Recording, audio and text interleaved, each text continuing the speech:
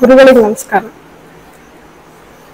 ಗುರುಗಳೇ, ಇವಾಗ ಹೆಣ್ಮಕ್ಳು ಮದ್ವೆ ಆದ್ಮೇಲೆ ಗಂಡನ ಮನೆಗೆ ಹೋಗ್ಬೇಕು ಅನ್ನೋ ಪದ್ಧತಿ ಯಾವಾಗಿಂದ ರೂಢಿಯಾಗಿ ಬಂದಿದೆ ಮತ್ತೆ ಏನಕ್ಕೆ ಆತರ ಬಂದಿದೆ?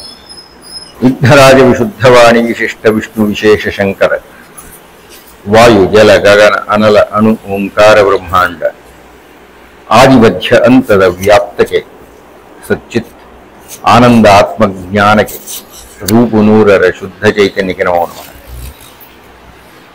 ಶ್ರೀಮತಿ ಪ್ರಿಯಾಂಕಾ, ನಮಸ್ಕಾರ.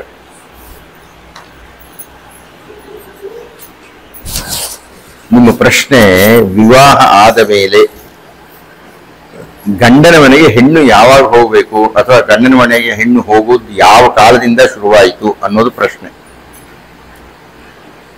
ಯಾವ ಕಾಲ ಅಂತ ಹುಡ್ಕೊಂಡು ಹೋಗೋಣ್ರಿ ನಾವು.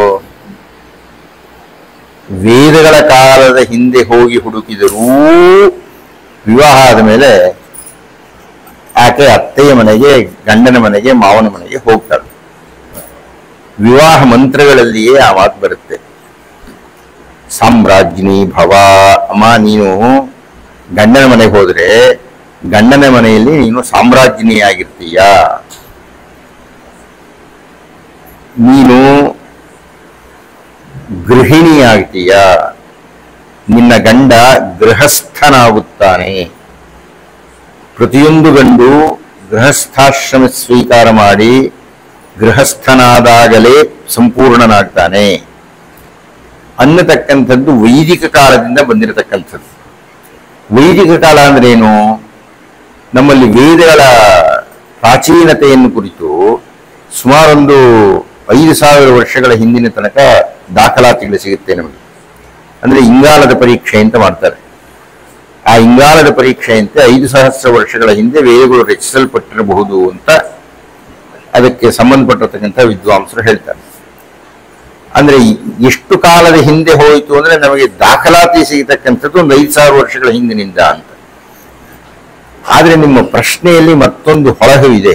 ಏನು ಅಂದ್ರೆ ಗಂಡನ ಮನೆಗೆ ಹೋಗ್ತಕ್ಕಂಥದ್ದು ಅಂತ. ಆದ್ರೆ ವಾಸ್ತವವಾಗಿ ಸಮಾಜದಲ್ಲಿ ಹೆಂಡತಿ ಮನೆಗೆ ಹೋಗೋದು ಒಂದು ಪದ್ಧತಿ ಇದೆ. ಅದನ್ನ ಅಳಿಯ ಸಂತಾನ ಅಂತ ಕರೀತಾರೆ. ಹೀಗಾಗಿ ಅಳಿಯ ಸಂತಾನ ಅಂದ್ರೆ ಏನಪ್ಪಾ ಅಂದ್ರೆ ಗಂಡನ ಮನೆಗೆ ಹೆಣ್ಣು ಹೋಗೋದಲ್ಲ, ಹೆಂಡತಿ ಮನೆಗೆ ಗಂಡ ಹೋಗೋದು. ಬಹುಶಃ ಕೇರಳದಲ್ಲಿ ಈಗಲೂ ಆ ಪದ್ಧತಿ ಇದೆ ಅಂತ ಕಾಣುತ್ತೆ.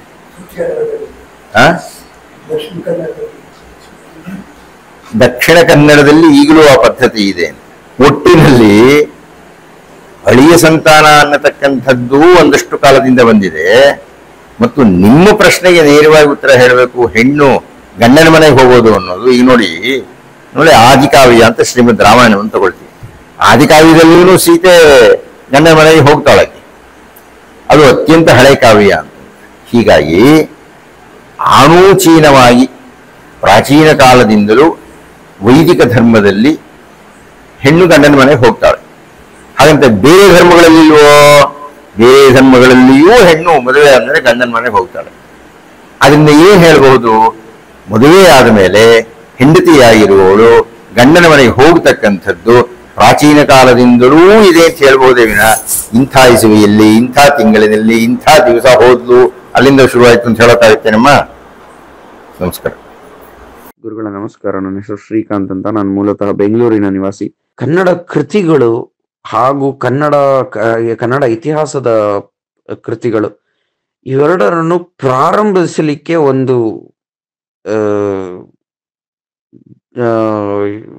ಸಲಹೆ ಅಥವಾ ತಮ್ಮ ಮಾರ್ಗದರ್ಶನ ನನಗೆ ಕೇಳ್ಕೊಂತೀನಿ. ಧನ್ಯವಾದಗಳು.